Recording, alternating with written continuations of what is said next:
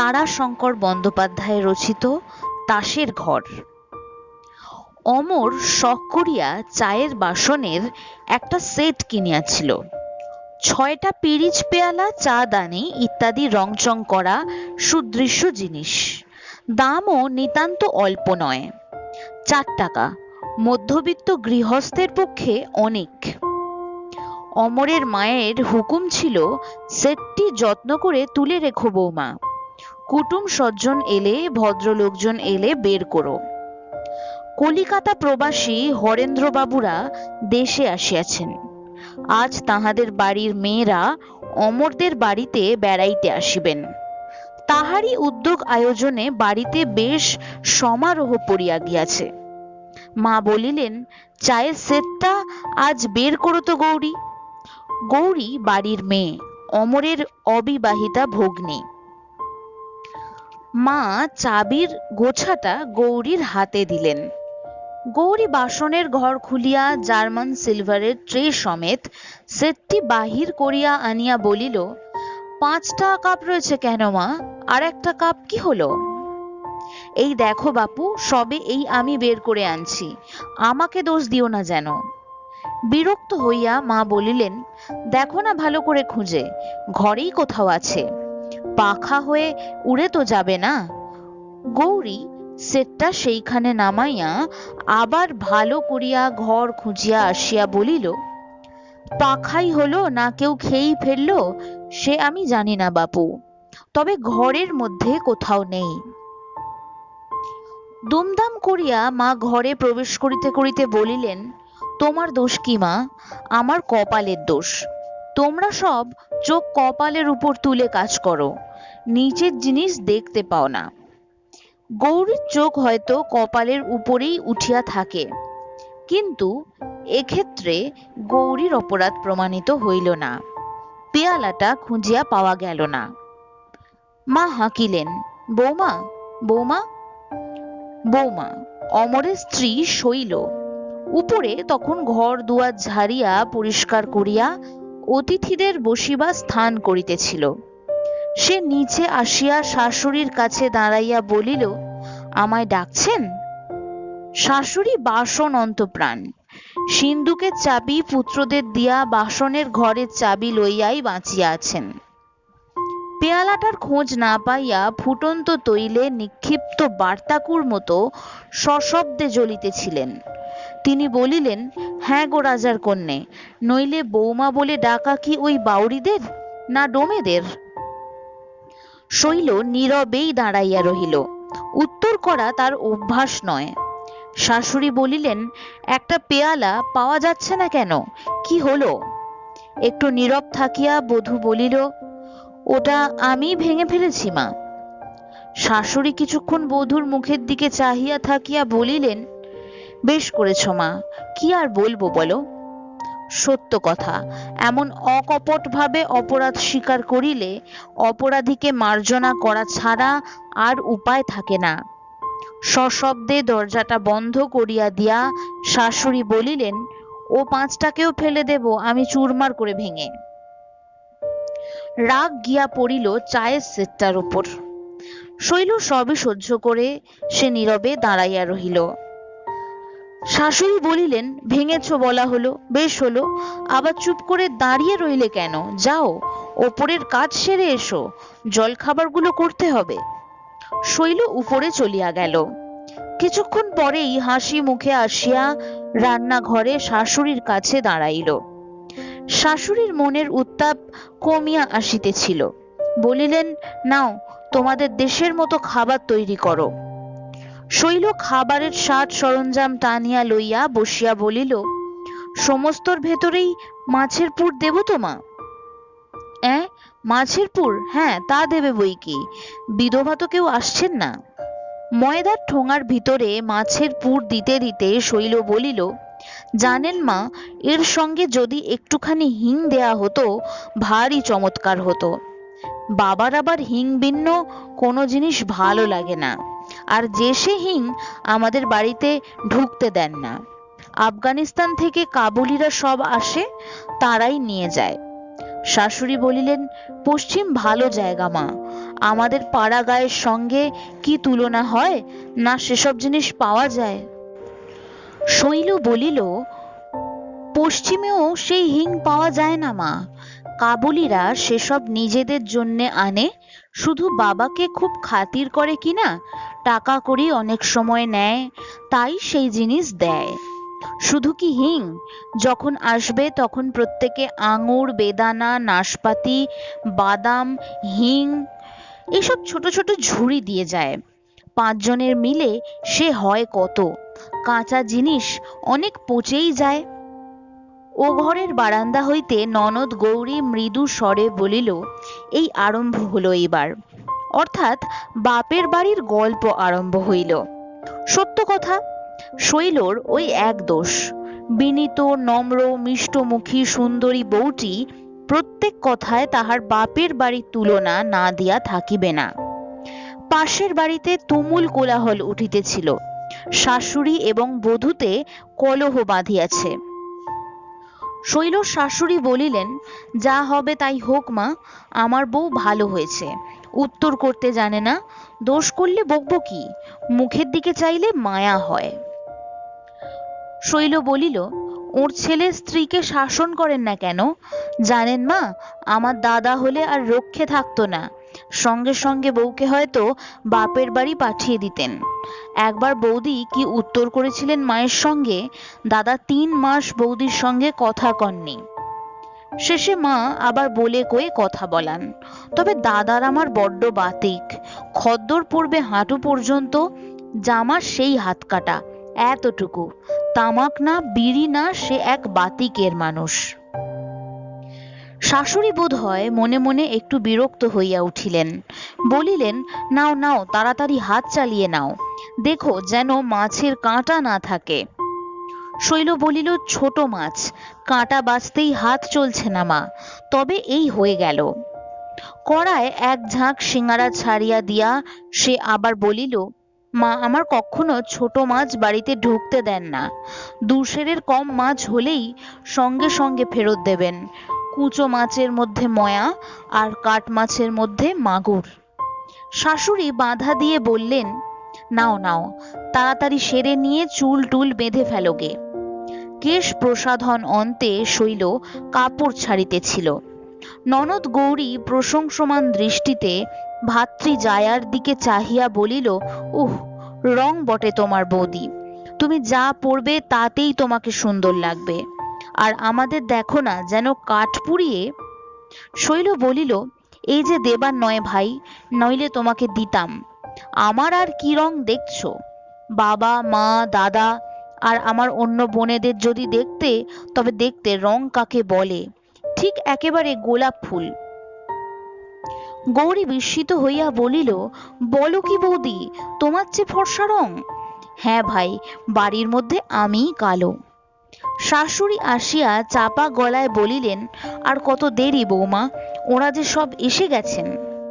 শৈল তাড়াতাড়ি মাথায় কাপড়টা দিয়া বলিল, এই যে মা, হয়ে গেছে আমার। ধনী কলিকাতা প্রবাসিনীদের মহার্ঘ উজ্জ্বল সজ্জাভূষণ রূপ সমস্তকে লজ্জা দিয়া শৈল আবির্ভূতা হইল, নক্ষত্রমণ্ডলে চন্দ্রকলার মতো। প্রবাসিনীর দল মুগ্ধ হইয়া দেখিতেছিল। শৈল হাসি মুখে প্রণাম করিল। ও বাড়ির গিন্নি বলিলেন, এ যে চাঁদের মতো বউ হয়েছে তোমার দিদি, লেখাপড়া টরাও জানে নাকি? শৈল মৃদু স্বরে বলিল, স্কুলে তো পড়িনি, বাবা স্কুলের শিক্ষা বড় পছন্দ করেন না, বাড়িতে পড়েছি, ম্যাট্রিক স্ট্যান্ডার্ড শেষ হয়েছিল, তারপরেই। কথাটা অসমাপ্ত থাকিলেও ইঙ্গিতে হইয়া গেল। ও বাড়ির গিন্নি বলিলেন, কে জানে মা, আজকাল কি যে হাল হলো দেশের, মেয়েদের আর কলেজে না পড়লে বিয়ে হচ্ছে না। আমার বউরা তো কলেজে পড়ছিল সব, বিয়ের পর ছাড়িয়ে দিলাম।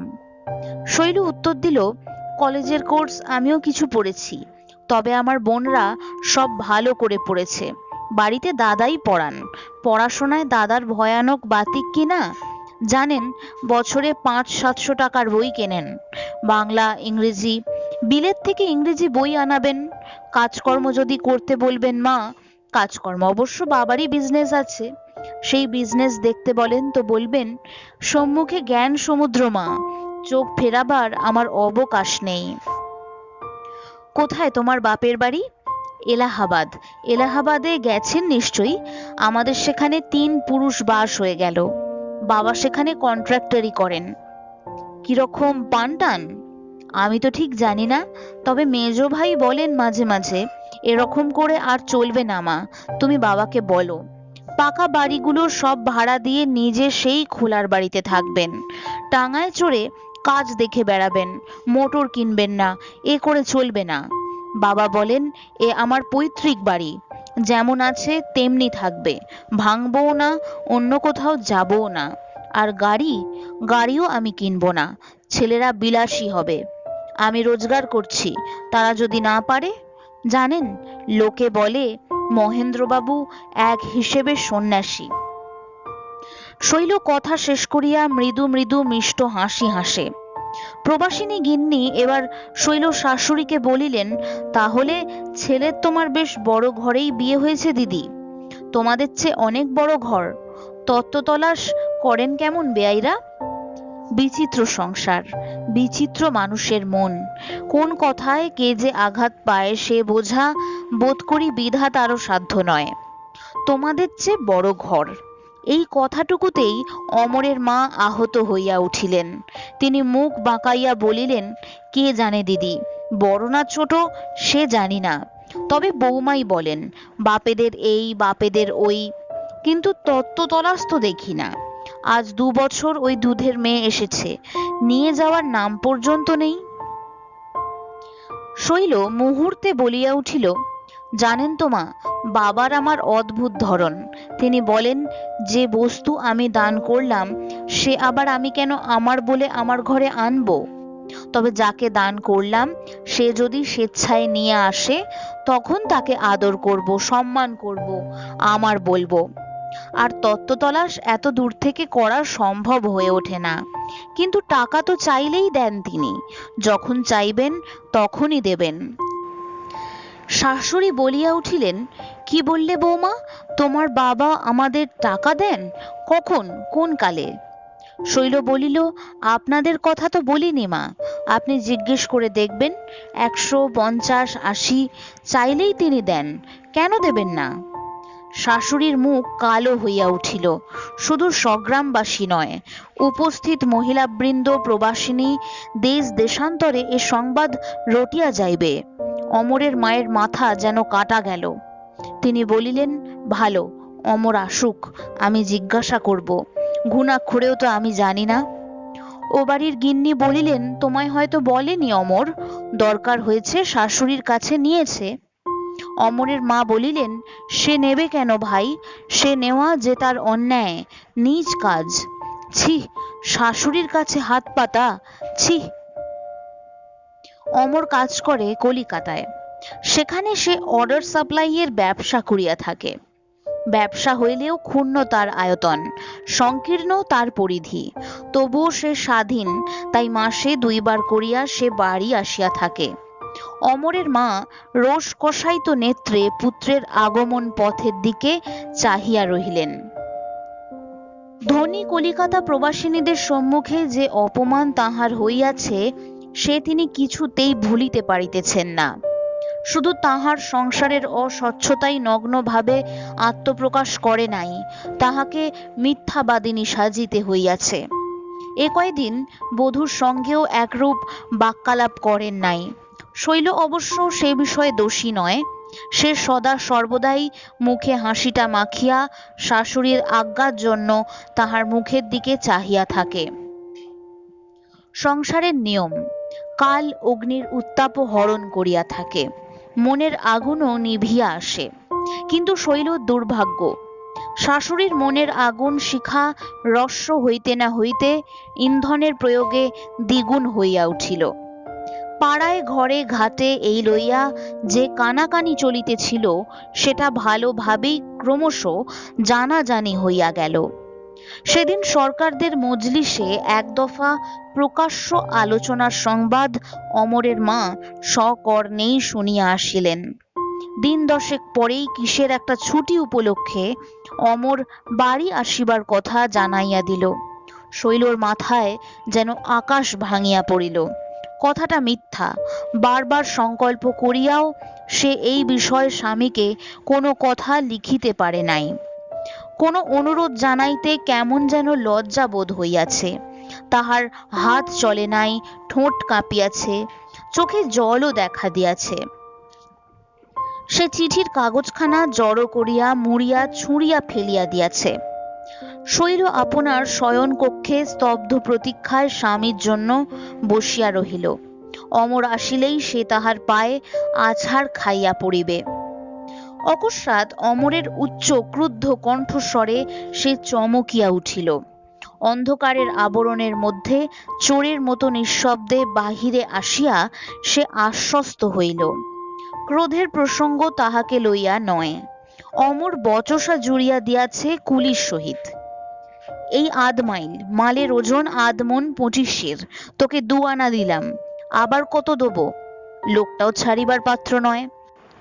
সে বলিতেছিল, তখন আপনি চুকিয়ে নেন নাই কেন মশাই? তখন যে একেবারে হুকুম ছাড়লেন, এই ইধার আও, আমাদের রেট 3 আনা করে দেন, দিতে হবে। নিকালো বেটা হারামজাদা, নিকালো বলছি, এই নে পয়সা, কিন্তু এক্ষুনি নিকালো সামনে থেকে বলছি। পয়সা ফেলিয়া দিয়া অমর ক্রুদ্ধ পদক্ষেপে বাড়ি ঢুকিল। দেখো না, লোকসান যেদিন হয় সেদিন এমনি করেই হয়। 50 টাকা মেরে একজন পালালো, তারপর ট্রেন ফেল, আবারও বাড়ি এসেও 4টে পয়সা লোকসান। মাও বোধ করি প্রস্তুত হইয়া দাঁড়াইয়াছিলেন। তিনি শান্ত অথচ শ্লেষ তীক্ষ্ণ কণ্ঠে কহিলেন, তার জন্যে আর তোমার চিন্তা কি বাবা? বড়লোক শ্বশুর রয়েছেন, তাকে লেখো, তিনি পাঠিয়ে দেবেন। অর্থ না বুঝিলেও শ্লেষ তীক্ষ্ণ বাক্যস্বর আঘাত করিতে ছাড়ে নাই। অমর ভ্রু কুঞ্চিত করিয়া বলিল, তার মানে? মা বলিলেন, সেই জন্যেই তো তোমার পথে দাঁড়িয়ে আছি বাবা। আমি শুনবো তুমি আমাকে তোমার রোজগারের অন্ন খাওয়াও, না তোমার শ্বশুরের দানের অন্নে আমাকে পিণ্ডি দাও। তুমি নাকি তোমার শ্বশুরের কাছ থেকে টাকা চাও, আর শ্বশুর টাকা পাঠিয়ে দেন 100, 50, 80, যখন যেমন তোমার দরকার হয়। ক্লান্ত তিক্ত চিত্ত অমরের মস্তিষ্কে মুহূর্তে যেন আগুন জ্বলিয়া উঠিল। সে বলিয়া উঠিল, কে, কোন হারামজাদা, হারামজাদি এ কথা বলে? মা ডাকলেন, বৌমা। শৈল চক্ষের সম্মুখে চারিদিক যেন দুলিতেছে। কি করিবে, কি বলিবে, কোনো নির্ধারণই সে স্থির করিতে পারিল না। শৈল বিহবলের মতো বলিয়া ফেলিল, হ্যাঁ বাবা, দেন তো। অমর মুহূর্তে উন্মত্তের মতো দেওয়ালে মাথা কুটিতে আরম্ভ করিল। মা তাড়াতাড়ি ধরিয়া ফেলিলেন। অমর বলিল, ও বাড়িতে থাকলে আমি জলগ্রহণ করব না। মা বলিলেন, আমার মাথা কাটা গেল হরেন বাবুর বাড়ির মেয়েদের কাছে, এমন বউ নিয়ে আমিও ঘর করতে পারবো না বাবা। বিচারক যেখানে বিধিবদ্ধ বিধানের মধ্যে আবদ্ধ নয়, সেখানে বিচার হয় না, বিচারের নামে ঘটে স্বেচ্ছাচার। তাই ওইটুকু অপরাধে শৈলর অদৃষ্টে গুরুদণ্ড হইয়া গেল। সেই রাত্রেই তাহার নির্বাসনের ব্যবস্থা হইল। রাত্রি 12টার ট্রেনে শৈল দেবর তাহাকে লইয়া এলাহাবাদে রওনা হইয়া গেল। শৈলকে দেখিয়াই তাহার মা আনন্দে বিস্ময়ে আকুল হইয়া বলিলেন, এ কি শৈল, তুই যে এমন হঠাৎ? শৈল ঢোক গিলিয়া বলিল, কেন মা, আমাকে কি আসতে নেই? তোমরা তো আনলে না, কাজেই নিজেই এলাম। মেয়েকে বুকে জড়াইয়া মা বলিলেন, ওরে আনতে কি অসাধ না, আমার মনে ব্যথা হয় না, কিন্তু কি করব বল। একটি দীর্ঘশ্বাস ফেলিয়া আবার বলিলেন, বাবুর রোজগার কমে গেছে, বাজার নাকি বড় মন্দা, তার উপর হৈমির বিয়ে এসেছে, খরচ যে করতে পারছি না মা। শৈল অবকাশ পাইয়া অঝোর ঝড়ে কাঁদিয়া বুক ভাসাইয়া দিল। মা বলিলেন, সঙ্গে কে এসেছে? শৈল, জামাই। শৈল বিবর্ণ মুখে বলিল, না, আমার দেওর এসেছে। কই সে? ও মা, বাইরে কেন সে, ঘরের ছেলে? ওরে দাই, দেখ তো, বড় দিদির দেওর বাইরে আছেন, ডাক তো, বল মা ডাকছেন। শৈলর বুক দূর দূর করিতেছিল। কনিষ্ঠ ভ্রাতার প্রতি অমরের আদেশ ছিল সে যেন এখানে জলগ্রহণ না করে। কঠিন শপথ দিয়া আদেশ দিয়াছে অমর। দাই ফিরিয়া আসিয়া বলিল, কই, কেউ তো নেই। মা আশ্চর্য হইয়া বলিলেন, সে কি, কোথায় গেল সে? শৈল বলিল, তাকে ট্রেন ধরতে হবে মা, সে চলে গেছে। বিস্ময়ের উপর বিস্ময়ে মা যেন অভিভূত হইয়া গেলেন। ট্রেন ধরতে হবে, চলে গেছে, সে কি? শৈল বলিল, তাকে সিমলে যেতে হবে মা, একটা বড় কাজের সন্ধান করতে যাচ্ছে। যে ট্রেনে আমরা নামলাম সেই ট্রেনই সে গিয়ে ধরবে, থাকবার তার উপায় নেই। মা আশ্বস্ত হইয়া বলিলেন, ফিরবার সময় নামতে বলে দিয়েছিস তো? একটা দীর্ঘশ্বাস ফেলিয়া শৈল বলিল, বলে তো দিয়েছি মা, কিন্তু নামতে বোধ হয় পারবে না, খুব জরুরি কাজ কিনা। সিমলে থেকে কলকাতায় যাবে একটা কার চিঠি নিয়ে, সময়ে তো পৌঁছতে না পারলে সব মিছে হবে। এই সময়ই শৈলর জ্ঞানান্বেষী বড় দাদা বাড়ি ঢুকিল। পরনে তাহার খদ্দর সত্য, কিন্তু জরিপার শৌখিন খদ্দরের ধুতি, গায়েও শৌখিন খদ্দরের পাঞ্জাবি, মুখে একটা গোল্ড ফ্লেক সিগারেট, হাতে কতকগুলি মাছ ধরিবার চারের উপকরণ। শৈলকে দেখিয়াই সে বলিল, আরে শৈলী কখন? হাসি মুখে শৈল বলিল, এই সকালে দাদা, ভালো আছেন আপনি? হ্যাঁ, তা বেশ। কই, তুই নতুন লোক, খাস বাংলাদেশের মানুষ, কই দে তো এই চারগুলো তৈরি করে দেখি তোর হাতের কেমন পয়। মাছ ধরতে যাব আজ দেহাতে, এক জমিদারের তালাওয়ে। শৈল উপকরণগুলি হাতে লইয়া বলিল, চলুন না দাদা, একবার আমাদের ওখানে, কত মাছ ধরতে পারেন একবার দেখব। তোদের ওখানে পুকুরে খুব মাছ না রে? আমাদের পুকুরে খুব বড় বড় মাছ, আধমন, 15 সের, 25 সের এক একটা মাছ। জানেন দাদা, তখন প্রথম গেছি, একটা 18 সের কাতলা মাছ এনে দেওর বলল বৌদিকে কুটতে হবে। ওরে বাপরে, সে যা আমার ভয়! এখন আর ভয় হয় না, আধমন 25 সের মাছ দিব্যি কেটে ফেলি। যাবার ইচ্ছে তো হয় রে, হয়ে ওঠে না। কলকাতা যাই, তাও অমরবাবুর সঙ্গে দেখা করতে সময় হয় না। অবশ্য তুই যদি কলকাতায় থাকতিস তবে নিশ্চয়ই যেতাম। শৈল বলিল, আচ্ছা দেখব, আমাদের কলকাতায় বাড়ি হবে এইবার। অর্ধ পথে বাধা দিয়া দাদা বলিল, কলকাতায় তোমাদের বাড়ি হচ্ছে নাকি? শৈল বলিল, জায়গা কিনেছেন, ধীরে ধীরে হবে এইবার। মা পুলকিত হইয়া প্রশ্ন করেন, জামাই এখন বেশ পাচ্ছে না রে শৈলী? শৈল মুখ নত করিয়া বলিল, দেশেও দালান করবেন। মাস দুয়েক পরেই কিন্তু শৈলর মা অনুভব করিলেন কোথাও একটা অস্বাভাবিক কিছু ঘটিয়াছে। জামাই বা বেয়ান কেহই তো শৈলকে পত্র দেন না, সংবাদ লন না। তিনি স্বামীকে বলিলেন, দেখো তুমি বেয়ানকে একখানা পত্র লেখো। মহেন্দ্রবাবু নিরীহ ব্যক্তি, শৈল অন্যের সম্বন্ধে যতই অত্যুক্তি করিয়া থাক, তাহার পিতার উপার্জনকে যতই বাড়াইয়া বলিয়া থাক, পিতার প্রকৃতির সম্বন্ধে অত্যুক্তি সে করে নাই। সত্যিই তিনি সাধু প্রকৃতির নিরীহ ব্যক্তি। মহেন্দ্রবাবু স্ত্রীর কথায় অত্যন্ত শঙ্কিত হইয়া পরদিনই বেয়ানকে পত্র দিলেন। লিখিলেন, আমি আপনার অনুগৃহীত ব্যক্তি, শৈলকে চরণে স্থান দিয়া আপনি আমার প্রতি অশেষ অনুগ্রহ প্রকাশ করিয়াছেন। আশা করি, প্রার্থনা করি, সে অনুগ্রহ হইতে আমি বা আমার শৈল যেন কখনো বঞ্চিত না হই। আমি বুঝিতে পারিতেছি না সেখানে কি ঘটিয়াছে, শৈল কি অপরাধ করিয়াছে, কিন্তু অপরাধ যে করিয়াছে তাহাতে সন্দেহ নাই। সে কোনো কথা প্রকাশ করে নাই। তবুও এই দীর্ঘ 2 মাসের মধ্যে কই আপনার কোনো আশীর্বাদ তো আসিল না। শ্রীমান অমর বাবা জীবনও তো কোনো পত্র দেন না। দয়া করিয়া কি ঘটিয়াছে আমাকে জানাইবেন, আমি নিজে শৈলকে আপনার চরণে উপস্থিত করিয়া তাহার শাস্তি দিব। তারপর শেষে আবার লিখিলেন, অমর সংবাদ না দিলেও শৈলর নিকট তাহার উন্নতির কথা শুনিয়া বড়ই সুখী হইলাম। কলিকাতায় বাড়ি করিবে শুনিয়া পরম আনন্দ হইল। আপনার মেজ ছেলের পরীক্ষার সংবাদ শুনিলাম, কয়েক নম্বরের জন্য প্রথম হইতে পারে নাই।